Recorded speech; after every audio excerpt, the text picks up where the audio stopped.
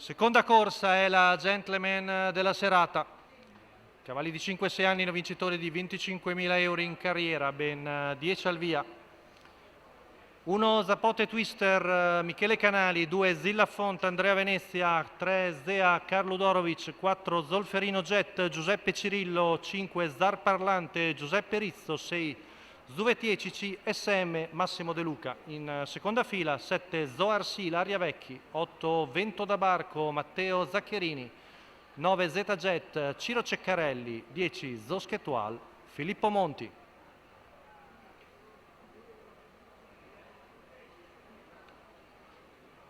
Tutta rete la prima fila. Vediamo lo stacco della macchina. Veloci sono Zea, Zar Parlante e Zuvetier CC. Zea svelta con Zar Parlante al suo esterno. Numero 1 Zapote Twister squalificato. Ha il posto per accodarsi, secondo Zar Parlante. Vediamo Giuseppe Rizzo che si accoda. Intanto Zuvetier va dritto su Zea, che però sembra molto deciso. Carlo Dorovic al comando, 14 mezzi, primi 200 metri, insiste Zuvetier CC, ma Zea risponde molto bene.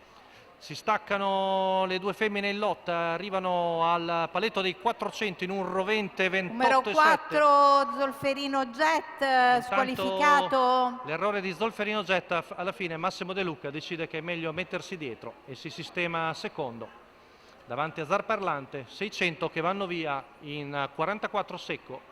Ritmo molto svelto con la figlia di Leben RL che conduce sempre. Ora avanza al largo Zeta Jet che si trascina Zoschetual. Cavalli rimasti fuori dallo strappo. Giro che va via in 59,1. Ancora un 15,1 qui davanti alle tribune per Zea.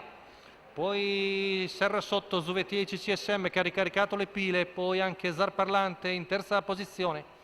Arriviamo al chilometro passato da Zea in 1,15 secco.